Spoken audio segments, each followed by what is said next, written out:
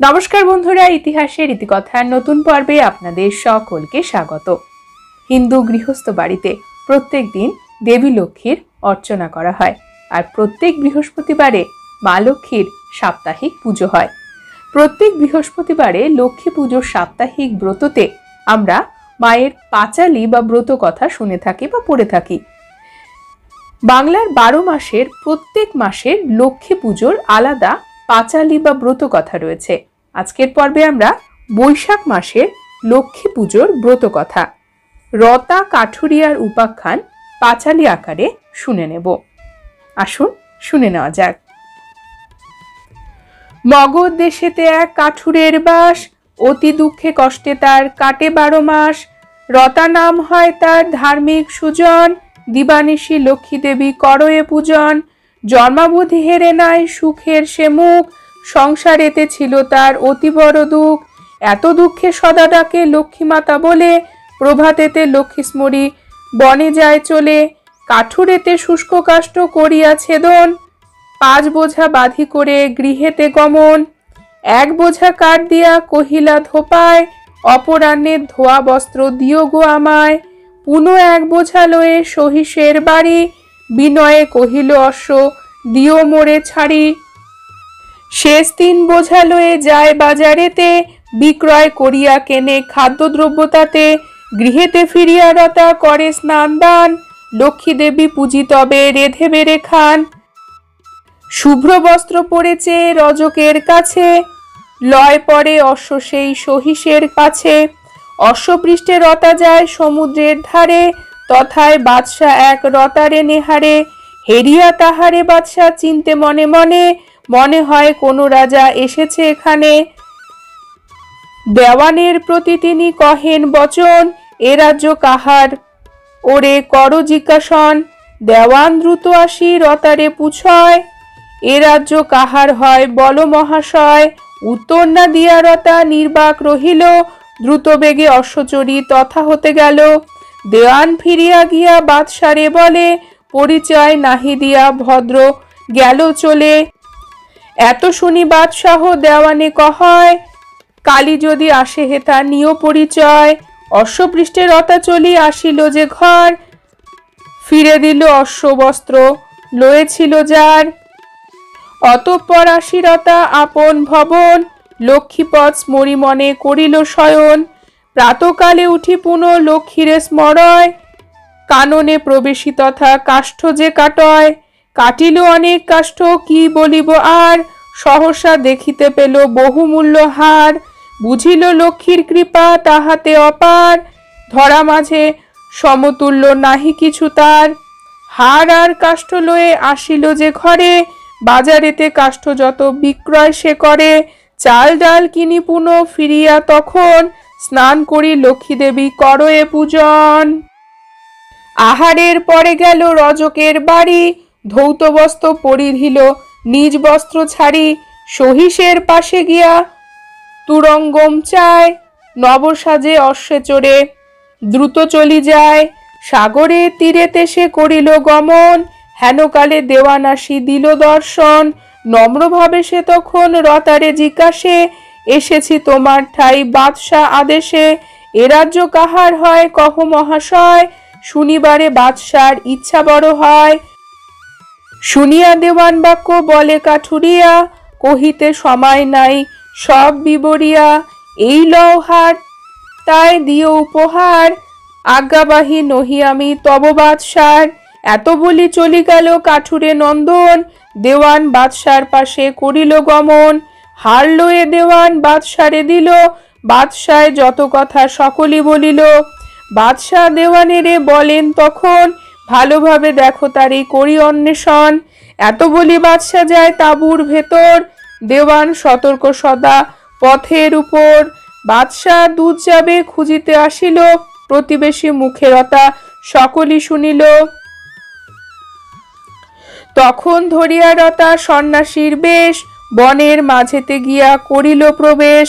লক্ষ্মীরে ডাকো এ রতা প্রাণ মন ভরি, মামা বলি ডাকে সদা দিবস সর্বরি। রতারে ব্যথিত হেরি তবে সিন্ধু সুতা, মনোরম হ্রদ এক সৃজিলেন তথা। সেই হতে যত সব স্বর্গবিদ্যাধরী কৌতুকে বিহার করে তাহার উপরি একদিন কৌতূহল জন্মিল রতার, এইরূপ প্রতিদিন দৃষ্ট হয় তার। অতঃপর রতা তবে গোপনেতে যায়, জলেতে নামিলে তারা বস্ত্র হরে লয়। জল হতে উঠি তবে বিদ্যাধরীগণ, বস্ত্র না হেরিয়া সবে হয় ক্রুদ্ধ মন। কি হয়েছে অবিলম্বে দেহ শীঘ্র গতি, নহে ভস করিব যে তাহারে ঝটিতি। শুনিয়া ভয়তে রতা ধীরে ধীরে যায়, লয়েছি যে বস্ত্র আমি বলে সে সবাই। সুনিশ্চিত বস্ত্র আমি করি প্রত্যর্পণ, তবে এক প্রতিজ্ঞা যদি করো সর্বজন। বিপদে পড়িয়া সবে প্রতিজ্ঞা যে করে, বলো কি করিতে হবে আমার সবাকারে। রতা বলে সুবর্ণের কলস লইয়া, অতি শীঘ্র সাগরের জল আনো গিয়া। পথেতে জিজ্ঞাসে যদি কোনো পরবাসী, তাহারে উত্তর দিবে মোরা রতা দাসী। বিদ্যাধরী দল তবে দাসী যে সাজিল, সমুদ্রের বাড়ি লয়ে আসিতে লাগিল। পথিমধ্যে বাদশাহ দেখিবারে পায়, কার দাসী তোমার সবে জিজ্ঞাসা করয়। বিদ্যাধরীগণ বলে শুনহ বচন, রতা কাঠুরের দাসী আমরা এখন। এতেক শুনিয়া বাদশাহ বলেন তখন, দেখিবারে ইচ্ছা মম সে হয় কেমন।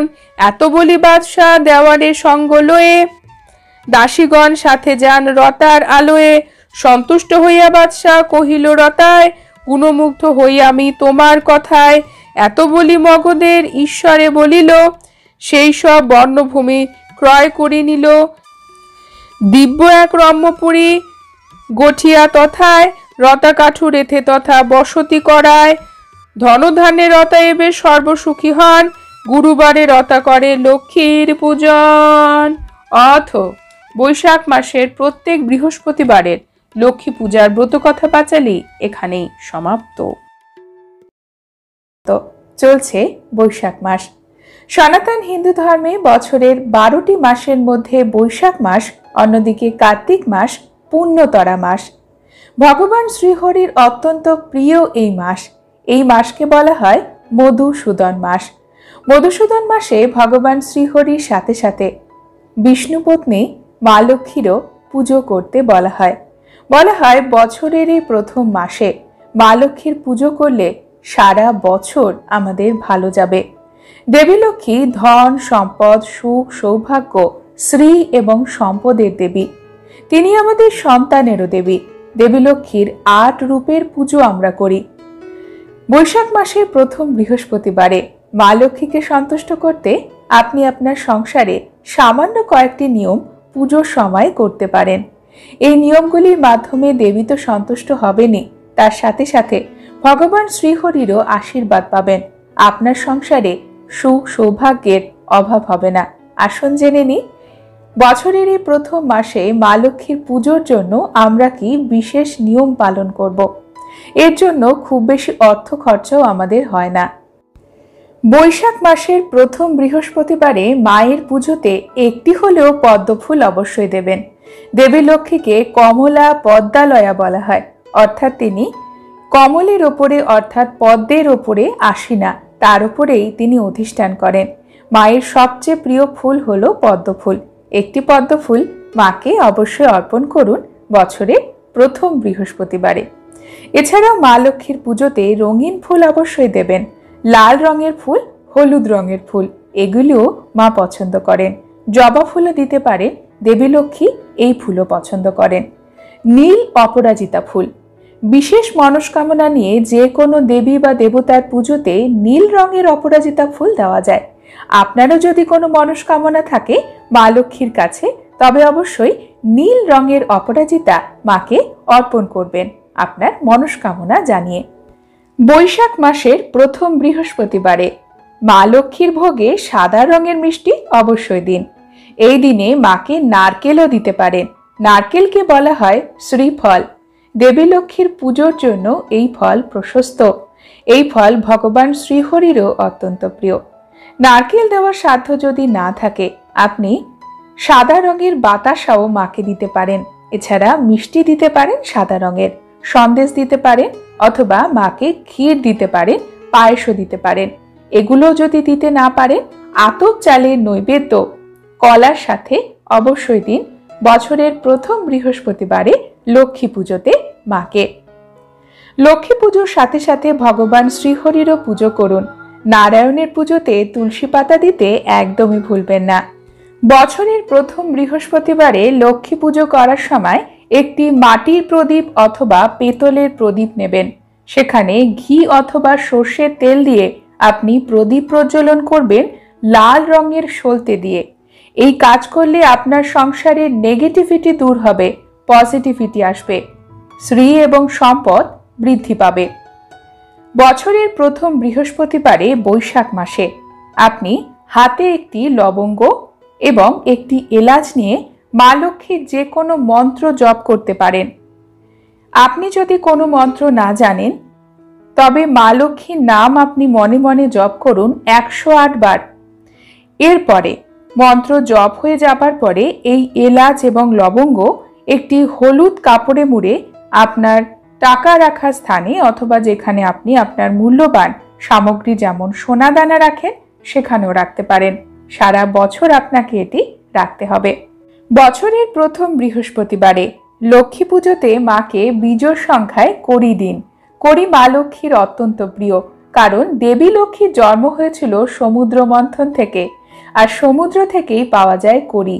কড়ি আমাদের সনাতন ধর্মে বিশেষ মান্যতা পেয়েছে। এই কড়িগুলোতে সামান্য সিঁদুর এবং হলুদ মাখিয়ে নেবেন। বন্ধুরা, বৃহস্পতিবারে কখনো আপনি কাউকে চাল দেবেন না এবং এই দিনে টাকা পয়সাও ধার দিতে নেই, এতে মা লক্ষ্মী কুপিতা হন। লক্ষ্মী পুজোর দিনে একটি লাল কাপড়ে কিছুটা ধনের বীজ, একটি রূপোর কয়েন যদি আপনার কাছে থাকে, না থাকলে কোনো সমস্যা নেই, এই ধনের বীজের সাথে 7টি পদ্ম বীজ, 5টি লবঙ্গ এবং 5টি এলাচ, কয়েকটি গোলাপ ফুলের পাপড়ি অথবা পদ্ম ফুলের পাপড়ির সঙ্গে একসঙ্গে বেঁধে নিতে হবে এবং পুজোর সময় মায়ের চরণের কাছে রেখে দিতে হবে। তারপরে পুজো হয়ে গেলে আপনার ক্যাশ বাক্সে রেখে দিতে পারেন। এতে সারা জীবন মা লক্ষ্মীর আশীর্বাদ পাবেন। বছরের প্রথম বৃহস্পতিবারে লক্ষ্মী পুজোতে মাকে আলতা সিঁদুর অবশ্যই দিন। বন্ধুরা, আজকের পর্ব এখানেই শেষ করছি। পরবর্তী পর্বে নতুন একটি বিষয় নিয়ে আপনাদের সঙ্গে কথা হবে। ততক্ষণ সকলে সুস্থ থাকুন, ভালো থাকুন, আর পুরো ভিডিওটি দেখার জন্য আপনাদের অসংখ্য অসংখ্য ধন্যবাদ।